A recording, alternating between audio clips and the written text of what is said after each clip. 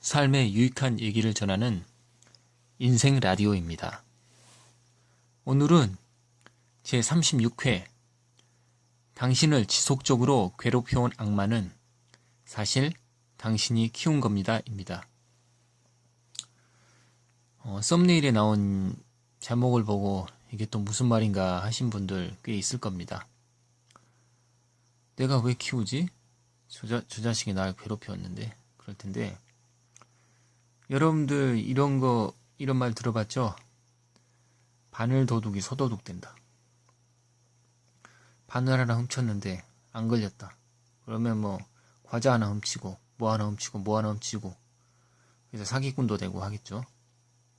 그리고 우리가 뭔가 시도를 할 때 처음에는 어때요? 공부가 됐든 뭐가 됐든 간에 작은 것부터 합니다. 수학에서 예제 풀고, 예제 풀리면 연습 문제 풀고, 그 다음에 심화 문제 풀고, 이런 식이죠. 그리고 일도 처음에는 어려워서 감히 도전하지 못하니까 좀 가벼운 일부터 도전합니다. 그거 되면 좀 더 확장시키고, 사업도 마찬가지고. 인간의 힘이라는 게 그렇습니다. 처음에는 함부로 이렇게 도전하기가 힘들죠. 어떤 아이가 못된 생각을 갖고 여러분을 괴롭혔다고 생각하세요. 그러면 여러분이 왜 그래 하고 피했어. 인상씨 풀리고. 그러면 그 아이의 무의식 속에서는 얘 이 정도면 그냥 넘어가 주는 애네? 다음에 또 합니다. 또 합니다. 그러면 이제 수위를 높입니다. 사람의 그 본성이라는 게 뭐 선악설, 성선설 뭐 이런 게 있죠. 성악설, 성선설 그런 건가? 내가 잘못 알아. 아무튼 악한 마음도 있어요. 근데 그 아이는 그걸 그대로 드러내는 아이라는 거예요. 계속해서 수위를 높입니다. 그럼 어떻게 되죠? 여러분이 이제 폭발 단계까지 오죠. 그때 화를 내고, 그럼 그 사람은 어떻게 보냐면 왜 이렇게 과민 반응 보이지? 이렇게 나옵니다. 그리고 주변 사람들도 여러분과 그 사람 사이를 잘 알고 있는 사람들은 얘가 많이 참았지 하고 이해는 하는데, 그렇지 못한 사람들은 여러분 성격이 아주 급하고 나쁜 사람인 양 생각해요. 근데 학교 같은 경우는 남학생들 학교 폭력 있고 이런 경우는 그렇게 해도 반응도 안 보이고 얻어맞고 나중에 정말로 목상에서 떨어지고 이렇게 되는 거예요. 부모님이 대화를 나눠야 되는데 남자들은 이렇게 대화를 잘 안 하죠. 어느 정도 나이가 먹으면. 그러면서 얘가 이제 위축되고, 그 위축된 그 조건 하에서 큰 애들은 밖에 나가서 적극적이지가 못해요. 워낙 많이 당했기 때문에. 그럼 밖에 나가서 제대로 자기 의사 표명 못하고 망하는 거죠. 그리고 피해의식이 자꾸 생겨요. 사실은 이건 학교랑 부모가 문제가 커요. 학교 문제가 제일 크죠. 선생이란 사람이 그걸 알았어도 대처를 안 해주죠. 귀찮으니까. 뭐 훌륭한 선생님도 계십니다. 그런데 학교 당국에서, 선생님이 훌륭해도 학교 당국에서 일 커지면 안 돼. 적당히 해. 그래서 저번에 어떤 사건 보니까 무슨 가해자로 만들어버리고 그런 게 또 있었죠. 그리고 얘가 자살했는데 교육부 장관 앞에서 얘 누나가 직접 얘기를 했어요. 근데 그것도 적당히 무마하려고 하고, 그건 정말 개탄하지 않을 수 없는 공직사회입니다.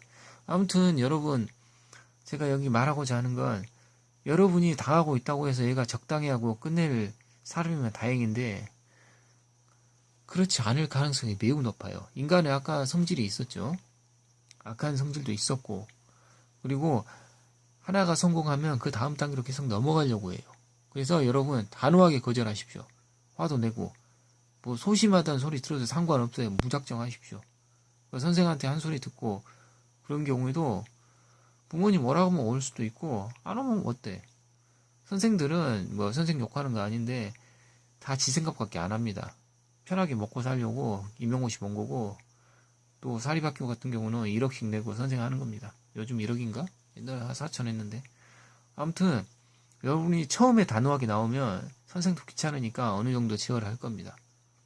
뭐 살면서 자기 근성이 없으면 살 수 없어요. 세상 자체가 정글입니다. 자기 의사표명 분명히 하십시오. 그리고 회사 같은데, 지금부터는 이제 회사 얘기인데, 회사 맨 처음에 들어가면 말 그대로 개무시하는 인간들이 나옵니다. 어떤 사람이냐, 이놈 보면은 나보다 좀 못나 보인단 말이야. 그러면 이 녀석을 좀 낮춰가지고 자기 입지를 좀 강화시키려고 하는 경우가 있어요. 방어 기제가 있죠. 어차피 봉급쟁이 한 사람들이 사장에 비하면 못난 겁니다. 그런데 자기 있어봤자 여기서 있어야 되는데 아래 사람이 너무 잘나면 안 된단 말이에요. 그러니까 자꾸 그런 못된 짓을 해요. 찌질한 인간이 정말 많습니다.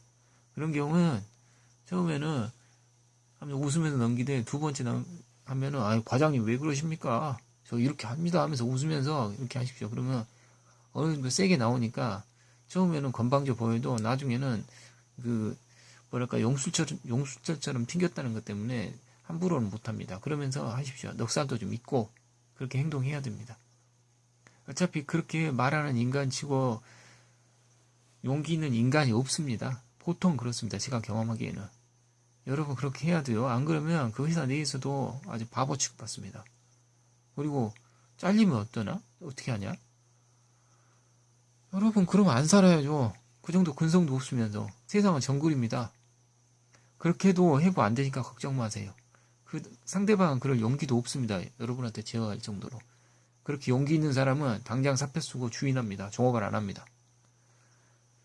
용기를 내셔야 합니다. 저 같은 경우는 사실 살면서 많이 당했다만 당한 사람인데 가해자도 한번 돼봤어요. 그때 알았어요. 상대방이 제가 군대 생활할 때 제가 왜 그런지 모르겠는데 제가 봤을 때 아주 시간방지게 보이는 후임병이 있었는데 좀 심하게 썼나 봐요. 내가 이렇게 좀 깐깐하게 하면서 심하게 한 사람이었는데 걔가 갑자기 막 되돌아왔어. 그때 난리가 났죠. 군대인데 그때 성질 같아서는 한 지근지근 밟고 싶었는데 제대가 얼마 안 남아서 가만히 있었습니다. 제가 잃을 게 많았으니까. 영창 가면 군생활 늘어나고. 근데 그때 생각해봤는데 저는 제 자신도 모르게 수위를 높였던 것 같아요. 걔가 건방지기도 했었지만 그런 것처럼 한 번 정도는 화를 내야 됩니다. 저는 지금도 그 녀석이 보기 싫어요. 하지만 내가 처음부터 그 녀석이 좀 뭐랄까 넉살 떨면서 왜 그러십니까 이렇게 나왔으면 어느 정도 조절을 했을 것 같아요. 여러분 상대방이 진짜 나쁜 사람이 되는 거는 여러분 책임도 좀 있어요. 그러니까 당당하게 대처하십시오. 그리고 지금 가족이 있는데 내가 잘리면 어떻게 하나 그런데 그런 사람들 자식 날 자격도 없어. 내가 봤을 땐 그래요. 부모로서 본을 보여야지. 안 잘리니까 걱정하지 마세요. 그리고 그 정도 근성도 없으면 여러분들 40대에 나와서는 아무것도 못해요. 제 말 잘 들으세요. 여러분을 지속적으로 괴롭혀온 악마는 사실 당신이 키운 겁니다. 그러니까 어려움이 있어도 단호하게 대처하고 그렇다고 처음부터 인상 찌푸리고 하지 말고 왜 그러십니까? 저 이거 좀 했습니다. 하면서 이렇게 넘어가세요. 여러분보다 훨씬 더 오래 산 사람들이 그 경험을 다 했고 다 이겨냈습니다. 오늘은 뭐 여기까지 하겠습니다. 부탁인데 구독해 주십시오. 그리고 좋아요 버튼도 부탁합니다. 제가 말이 버벅거리네. 영상으로 제작해 주길 원하는 주제는 공지된 이메일로 보내주십시오. 제가 신경 써서 만들겠습니다. 삶의 유익한 얘기를 전하는 인생 라디오였습니다. 감사합니다.